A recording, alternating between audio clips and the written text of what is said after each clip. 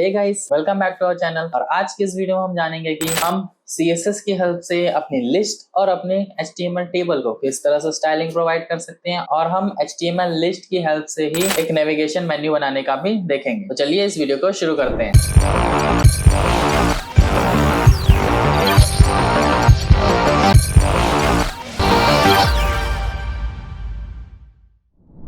तो जैसा कि आप लोग देख रहे हैं, मैं अपने नोटपैड में आ चुका हूं और यहाँ पे मैंने एक फाइल खोल ली है जिसमें कुछ इस तरह से एक बेसिक कोड्स मैंने लिखे हैं। तो चलिए सबसे पहले एक काम करते हैं कि हम अपनी एक लिस्ट रेडी कर लेते हैं। तो यहाँ पे मैंने एक लिस्ट अपनी बना ली है जिसमें मैंने UL टैग लगाया है और LI टैग लगा के उसमें कुछ कंटेंट्स दिए हैं, कुछ डाटा एंटर किया है। इतना बनाने के बाद एक बार इसे रन करा के देखते हैं, सेव करते हैं एंड देन इसको चलते हैं हम। तो जैसे हम इसे सेव करके अपने ब्राउजर पे जाएंगे तो हमें हमारी लिस्ट कुछ इस तरह से दिखाई देगी। अब इस लिस्ट में हम देख रहे होंगे कि कुछ ऐसे डॉट्स बन के आ रहे हैं। तो अगर हमें चाहिए कि ये डॉट्स हमें ना दिखाई दे, या फिर ये डॉट्स जो भी बुलेट्स बनी हुई हैं इनकी डिजाइन थोड़ी चेंज हो, स्क्वायर में आए, सर्कुलर फॉर्म में आए, या फिर वो दिखाई ही ना दे हमें, इसके लिए हम लोग क्या कर सकते हैं CSS में। इसके लिए हमारे पास एक प्रॉपर्टी होती है जो कि है लिस्ट स्टाइल टाइप। उसके लिए क्या करना है, हमें सबसे पहले तो स्टाइल टैग लगाना है और वहां पे हम अपने UL को डिफाइन करेंगे, देन कर्ली ब्रैकेट, और यहाँ पे हम लिखेंगे list dash style dash type. और इसके अंदर हम वैल्यूज दे सकते हैं जो कि होगी हमारी स्क्वायर, सर्कल, डिस्क और या फिर नन। चार तरह से हम लोग कोई भी वैल्यू इसमें दे सकते हैं। तो यहाँ पे मुझे चाहिए कि मेरी जो बुलेट्स हैं वो मुझे डिस्प्ले ही ना हो, मुझे दिखाई ही ना दे, इसलिए मैं यहाँ पे वैल्यू दे रहा हूँ नन। सेव करके ब्राउजर पे आते हैं और देखेंगे हम कि हमारी जो लिस्ट है वो उसके बुलेट्स अपने आप ही गायब हो चुके हैं, क्योंकि मैंने यहाँ पे वैल्यू दी थी नन। अब हमें चाहिए था कि हमारी लिस्ट में एक बैकग्राउंड कलर आए, तो उसके लिए मैंने यहाँ पे एक बैकग्राउंड कलर इनपुट कर दिया है। और जैसे हम यहाँ पे देखते हैं तो मेरी जो लिस्ट है उसके बैकग्राउंड में एक कलर आ गया है। देन अगर हमें चाहिए कि हमारे हर एक LI के या फिर हमारे हर एक लिस्ट आइटम के अराउंड एक बॉर्डर आए, तो उसके लिए हम लोग क्या कर सकते हैं, या तो हम UL में बॉर्डर प्रॉपर्टी दे सकते हैं CSS की। तो यहाँ से भी हम लोग अपनी लिस्ट में एक बॉर्डर क्रिएट कर सकते हैं, बट ये जो हमारी बॉर्डर आएगी ये हमारे पूरे लिस्ट के अराउंड आएगी, ना कि हमारे हर एक लिस्ट आइटम के अराउंड आएगी। तो अगर हमें चाहिए कि हमारे हर एक लिस्ट आइटम के अराउंड एक बॉर्डर आए, तो उसके लिए हमें सिंपली डिफाइन करना है अपने LI को, और यहाँ पे हम अपनी बॉर्डर को डिफाइन कर देंगे। जैसे कि मेरी बॉर्डर थी जो कि थी 2px सॉलिड रेड। सेव करके चलते हैं ब्राउजर पे, तो आप देखेंगे कि जो हमारी हर एक लिस्ट आइटम के अराउंड एक बॉर्डर आ गई है। तो हमें अगर कभी भी चाहिए हमारे लिस्ट आइटम्स के अराउंड एक बॉर्डर आए, ना कि पूरी लिस्ट के, तो हम क्या कर सकते हैं, अपने LI को डिफाइन कर सकते हैं। अब यहाँ पे आ जाते हैं हम अपने नेक्स्ट टॉपिक पे, जो कि था हमारा कि हम अपनी टेबल में किस तरह से CSS अप्लाई कर सकते हैं। तो उसके लिए सबसे पहले तो एक टेबल टैग लगा लेते हैं हम लोग। तो टेबल जल्दी से लगा लें।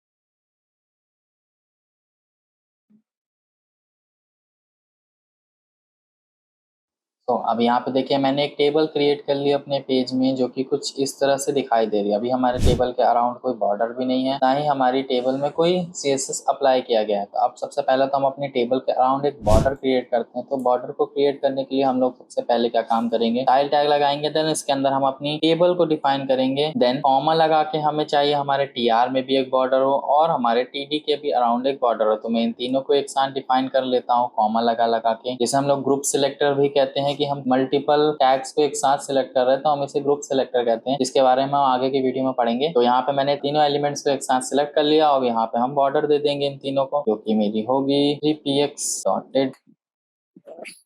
यहाँ पे मैंने एक बॉर्डर दे दी है ग्रुप में, और यहाँ पे कुछ इस तरह से मेरी बॉर्डर दिखाई दे रही है। अभी देखिए यहाँ पे मेरे इस सबसे टॉप वाले सेक्शन पे मेरी बॉर्डर नहीं आई है। क्यों? क्योंकि मैंने यहाँ पे अपने उस सेक्शन को डिफाइन ही नहीं किया है जो कि TH में था। यहाँ कॉमा लगा के मैं अपने TH को भी डिफाइन कर देता हूँ। और अब देखिए जैसे मैंने यहाँ पे किया, अब मेरी बॉर्डर के हर एक सेल, हर एक सेक्शन के अराउंड एक बॉर्डर आ गई है। तो हमें चाहिए कि यहाँ पे हम देख रहे हैं हमारी जो टेबल बॉर्डर है, हमारी और जो शेल्स की बॉर्डर, उनके अराउंड कुछ स्पेसेस बची हुई हैं। इन स्पेसेस को हटाने के लिए हम क्या कर सकते हैं, इन स्पेसेस को हटाने के लिए हमें सिंपली यहाँ पे लिखना है बॉर्डर। यहाँ पे हमें प्रॉपर्टी देनी है जो कि है बॉर्डर कोलैप्स, और यहाँ पे हम वैल्यू दे सकते हैं कोलैप्स की। और सेव करते ही हम जैसे रिफ्रेश करेंगे तो आप देखेंगे हमारी बॉर्डर जो है वो कोलैप्स करके सिर्फ हमें एक सिंगल बॉर्डर दिखाई दे रही है। और इसी तरह से हम टेबल को एक बैकग्राउंड कलर भी दे सकते हैं, जैसे कि हमें बस बैकग्राउंड कलर प्रॉपर्टी देनी है और यहाँ पे हम कलर डिफाइन कर देंगे अपना। तो इससे हमारे जो टेबल है उसके अराउंड एक कलर भी हो जाएगा, हमारी टेबल के अंदर एक बैकग्राउंड कलर भी आ जाएगा। अब इसके बाद आता है हमारा नेक्स्ट प्रॉपर्टी या फिर सिलेक्टर कह सकते हैं उसे, जो कि हमारा है nth चाइल्ड। इसमें हम क्या कर सकते हैं, अगर हमें चाहिए हमारी जो टेबल है उसके हर एक सेक्शन या फिर कह सकते हैं कि हमारे टेबल में हर एक इवन सेक्शन या फिर हर एक ऑड सेक्शन सबको हमें एक डिफरेंट कलर देना है। स्ट्रिप्स वाइज हमें अपनी टेबल को कलर प्रोवाइड करना है, तो हम यहाँ पे अपना nth चाइल्ड का यूज कर सकते हैं।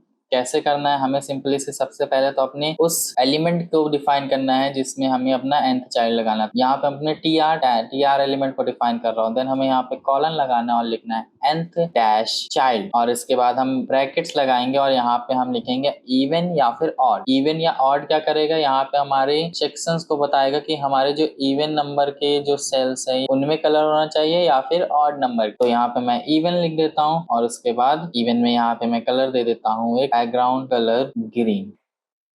पहले जो मैंने बैकग्राउंड कलर दिया था उसको हटा देते हैं। तो अब देखिए जैसे मैंने यहाँ पे nth चाइल्ड इवन लिखा तो ये क्या कर रहा है, हमारे जो इवन नंबर के सेल्स हैं उन सभी को इसने बैकग्राउंड कलर ग्रीन दे दिया। जबकि यहाँ मेरे ओड नंबर यानी कि 1 या फिर 3 वाला शेल मेरा अभी भी खाली है। हमें यहीं पे चाहिए हमारा जो इवन या फिर ऑड वाला शेल है उसमें भी कलर हो जाए, तो हमें सिंपली सेम चीज करनी है, nth चाइल्ड डैश और यहाँ पे हम लिख देंगे ऑड ब्रैकेट क्लोज। और यहाँ पे फिर से हम एक प्रॉपर्टी देंगे जो कि हमारे बैकग्राउंड कलर की होगी और यहाँ पे हम ग्रीन की जगह वैल्यू दे देते हैं येलो। सेव करते हैं और जैसे हम यहाँ पे जाएंगे देखिए हमारे ऑड नंबर में हमने एक येलो कलर बैकग्राउंड दिया था, तो हमारा ऑड नंबर के सेल्स में येलो कलर आ रहा है और इवन नंबर्स के सेल्स में हमारा ग्रीन कलर डिफाइन हो रहा है, जैसे कि मैंने यहाँ nth चाइल्ड में डिफाइन किया था। देन इसके बाद हमारी नेक्स्ट प्रॉपर्टीज आती हैं जो कि है एम्प्टी सेल्स एंड विजिबिलिटी। अब इन दोनों को क्या काम है, एम्प्टी सेल्स में क्या होता है इसको जान लेते हैं। तो जब मान लीजिए कि मेरा एक टेबल बना हुआ है कुछ इस तरह से, जिसमें से किसी एक शेल में मैंने कोई भी कंटेंट नहीं दिया, कोई भी डाटा एंटर नहीं किया। अब मुझे चाहिए कि ये जो शेल मेरा दिख रहा है ये खाली वाला, इसकी बॉर्डर्स मुझे दिखाई ना दे, एम्प्टी सेल है इसकी बॉर्डर्स मुझे गायब करनी है। तो बस सिंपली मैं क्या करूंगा, इस टैग में जाऊंगा जहाँ पे मेरा शेल खाली है और वहां पे जाके मैं स्टाइल एट्रीब्यूट लगाऊंगा जो कि हमारे CSS को डिफाइन करता है। और यहाँ पे मैं लिखूंगा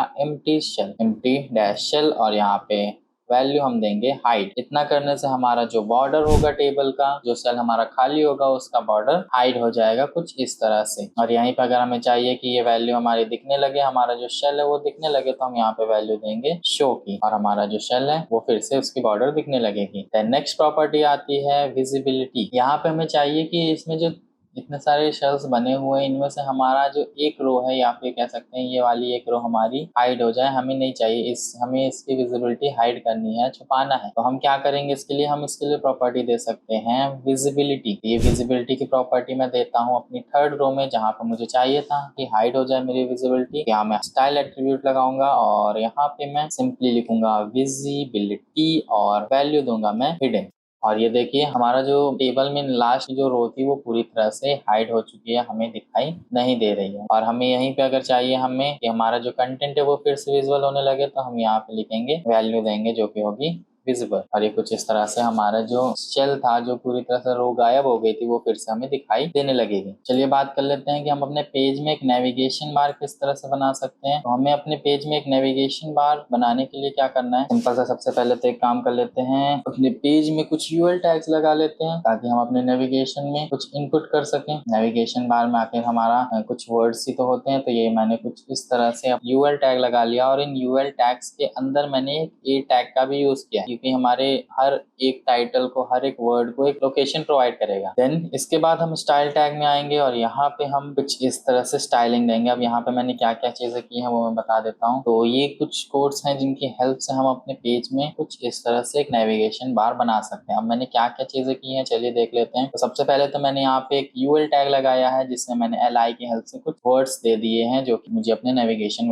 बार में चाहिए। देन ये टैग लगा के मैंने इन सारे बटन्स को, हर सारे एक वर्ड को मैंने एक लोकेशन प्रोवाइड कर दिया है। एचडीएफ की हेल्प से। फिलहाल तो यहाँ पे मैंने सिर्फ हैश लिखा है, जो कि आप चाहे तो एक लिंक की लोकेशन भी दे सकते हैं। देन इसके बाद स्टाइल में आते हैं और यहाँ पे मैंने सबसे पहले अपने यूएल टैग को डिफाइन किया है, जो कि जिसमें मैंने स्टाइल प्रॉपर्टीज दी हैं। सबसे पहले तो लिस्ट स्टाइल टाइप, जो कि है नन। ये हमारी बुलेट्स को डिफाइन करता है। हमें चाहिए थी हमारी जो लिस्ट है उसमें कोई भी बुलेट ना दिखाई दे, इसलिए हमने यहाँ पे लिस्ट स्टाइल टाइप नन दिया है। देन बैकग्राउंड कलर मैंने दिया है ब्लैक 111, ये हमारे बैकग्राउंड कलर को ब्लैक में डिफाइन करता है। देन यहाँ पे एक और वैल्यू दी है मैंने, और प्रॉपर्टी लगाई है जो कि है ओवरफ्लो, और यहाँ पे मैंने हिडन दिया है। ये क्यों दिया? अब ये वैल्यू किस लिए होती है, कभी कभी हमारे वेब पेजेस में ऐसा होता है कि हम जो प्रॉपर्टी दे रहे हैं, हम जो बैकग्राउंड कलर दे रहे हैं, वो ओवरफ्लो कर जाता है, हमारे एलिमेंट से बाहर की तरफ चली जाती है। तो उस चीज को कंट्रोल करने के लिए हम लोग यहाँ पे ओवरफ्लो प्रॉपर्टी का यूज करते हैं। यहाँ पे मैंने हिडन दिया है, यानी कि हमारा जो ओवरफ्लो हो रहा है उसको रोकने के लिए, उसको हाइड करने के लिए हम यहाँ पे प्रॉपर्टी दे रहे हैं। नेक्स्ट आता है